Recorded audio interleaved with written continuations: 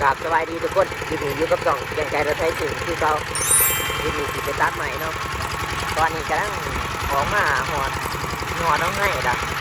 ก็น้องมาแต่ละวันน้องมาแต่ละวันมาในไทยเมืองของเราก็ไม่ถึงปวดหนาวนี่ยังเย็นมาน้ำกัน2 คันก็2 คันหนึ่งปล่อยคันหนึ่งอะไรดูกันเรื่อยๆเนาะไฟดังเนาะว่าท่านได้เยี่ยวไฟเดินโยใส่ไฟใหม่ใช่ไหม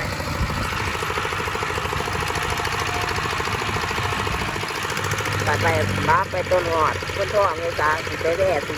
ต้นทองเนาะไปตอนนี้เขาก็หอดต้นทองจะทีเรียบร้อยแล้วตอนนี้ก็จอดรถเรียบร้อยแล้วอีพอได้สิไปซื้อของกินเนาะ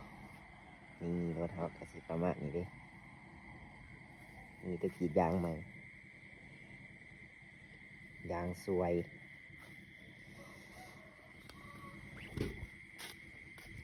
ตอนนี้หอดต้นทองแล้วหนาวเหี่ยงถึงคนหนาวเป็นหนาวเด้เสียงค่ะเสียงไปตาสุดนี่สิไปนอนเนาะเพราะว่าเขาบ่ได้คนหลาย3 คนทางน้ำกับสิประมาณนี้เด้อพูดคันนะคันของพ่อเฒ่าไปเดี๋ยวไปซื้อของกินก่อนสีย่างไปดอกตลาดกันจักบาทหาสีเหนียวมาอันนี้ก็ตีเงานอนได้ครับรถมาก็ได้ไปทุกคนเนี่ยไปเบิ่งน้ำกันตอนออกไปจังสิทายเบิ่งเนาะไปย่างไปตลาดเนาะไปอ่ะตอนนี้ไปย่างตลาดมากก็ได้เอ็มดอย50มาเกี่ยนอนจากบาท yes กับได้น้ำซากับในพานตะวิดของกินนี่พอไปซื้อเนาะเดี๋ยวออกไปยังไทยเบิ่งกินเอ็มดอยก่อนเกี่ยนอนอยากนอนได้หรือยังไปทุกคนเอาตอนนี้เขาก็ออกมาแล้วเนาะออกจากตลาดที่ช่วงแล้วเย็นเลย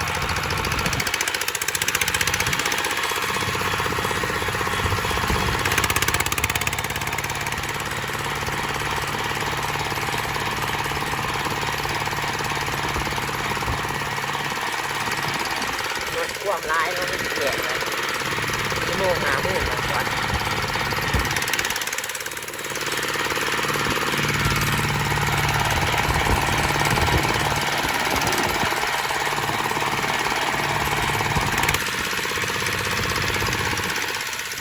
ตกใจเว้ยออกกำลังกายตกใจเว้ย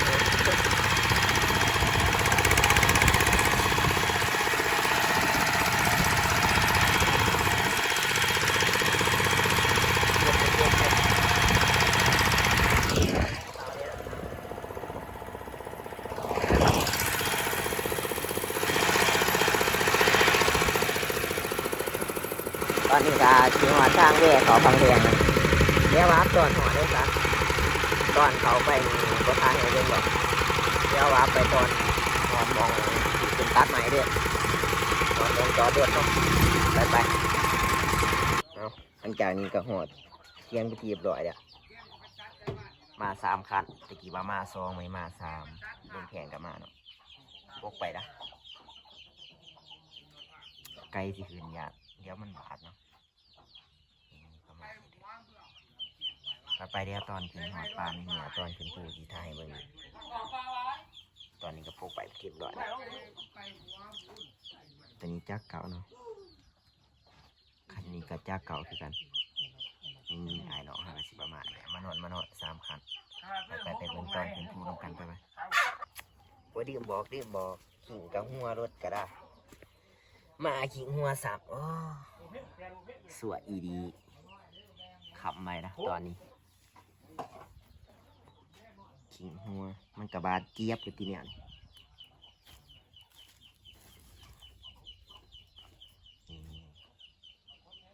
กินข้าวเดี๋ยวจังสิขึ้นไปเบิ่งตอนกินซะดื่มบอกว่าขิงหัวอีดีดอยเด้สวยอีดีตายเลยเนี่ยตอนนี้ก็ขึ้นมาเลยหายเติบละเมื่อย อ้ไอ้น้องเข้าขึ้นทั้งหนาวอันตรายได้โหดีๆสั่นหน่อยทุกคน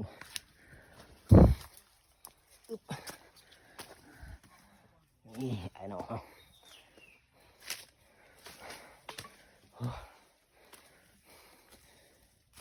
เฮียยังกระดำหน่อย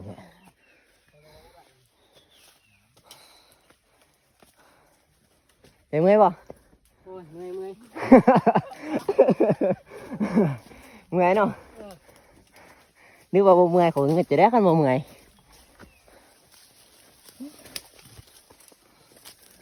ป่าบูโดอันตรายอันตราย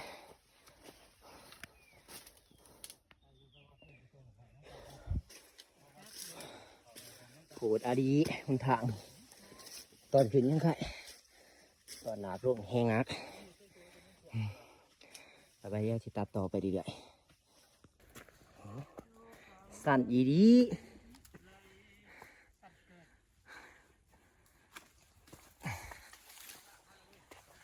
สั่นจริงๆเนี่ยตอนนู้นมันจะง่ายปล่อยมันเลือดนี่บ่มเลือดนี่มีเหี้ยโอ้โหมาธรรมดานะเนื้อถึงแต่ตู้คอยหน่อยแต่ว่าคอยก็ไหวนะน่า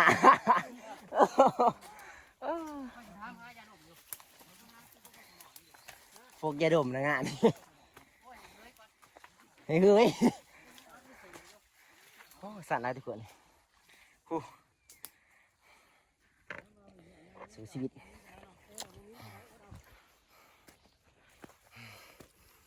ตาย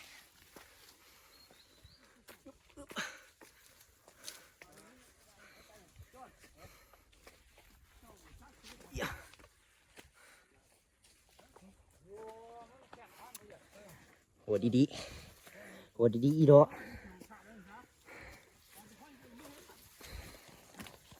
ไปคงไปทำกันเดือด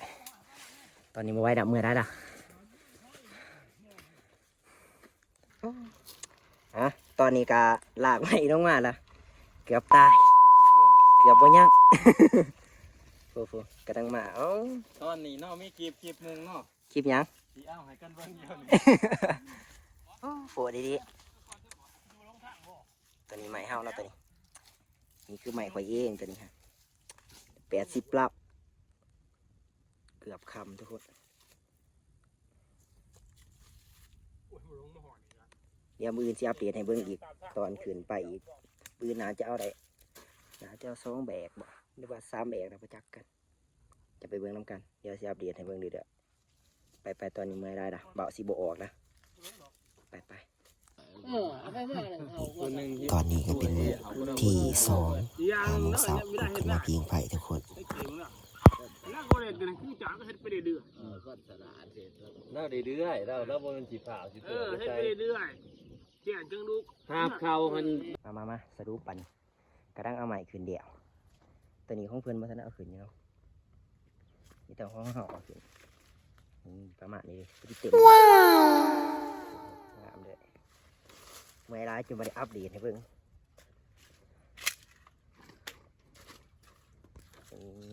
พอดีเต็มเลยพอดีงะ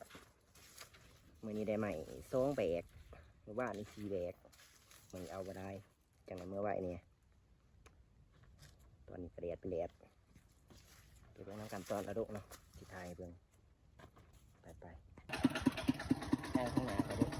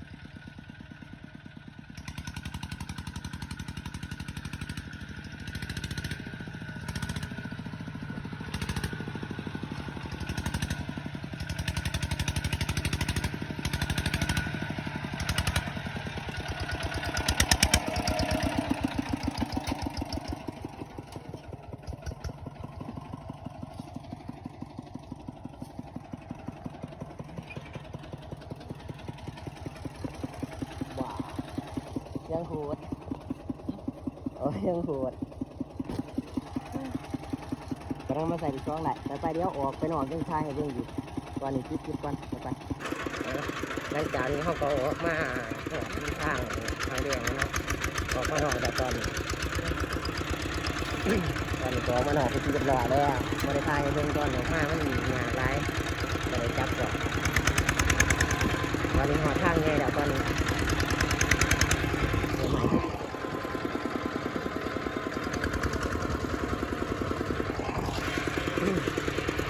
อะไรเบิ่งกันไปเรื่อยๆเดี๋ยวผู้ชายเบิ่งเรื่อยๆเดี๋ยวตีนรถไปจอดนะทุกคนเนาะตีนรถหัวแต่มือมากใส่ของกระเถามากเอาตีนรถกระเถาใส่มากกระเถาเอามาสกัวไว้รถเกียร์นี่เอามาอยู่นะเดี๋ยวไปหอหาทางมีชายเบิ่งตอนแล้วรถไปจอดเนาะไปอัดไว้เดี๋ยวจะตาม ไม่ไหวก็ประมาณไม่ว่าว่าทีนี้มองเห็นว่า ตอนนี้หอนหาสร้างแล้วเนาะกำลังเอาเขาไปจอดแจ็คสีเดจอดแจ็คสีเดทายตอนยางสกัวเขาของพระเถานี่เลยหานเฟินเดี๋ยวจอดยางก่อนจะข้าวนึงแจ็คสีออกเดินทางต่อไปตอนนี้เราออกมาหัวทางยางไปที่เรียบร้อยแล้วทุกคนหัวทางง่ายแล้วบัด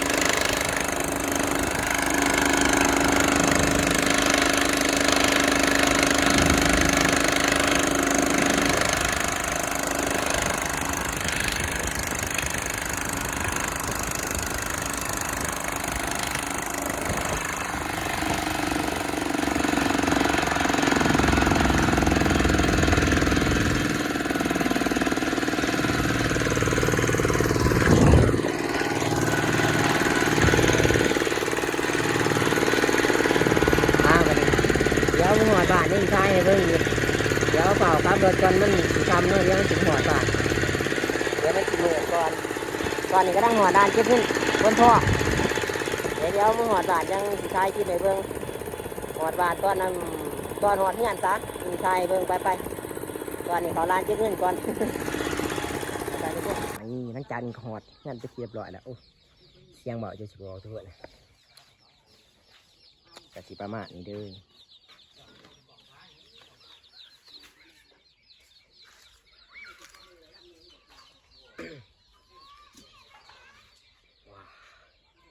เมื่อยเสียงเบาจนบ่ออกกระทั่งเสียใหม่โดนมาตอนนี้เนาะไปวันนี้ขอตัวคลิปแล้วบัดเมื่อยล่ะกะสิประมาณนี้เนาะดูเท่ากันนะนี่สายไฟตัวโตไปจบคลิปไปนี่ซ้ำนี่ละ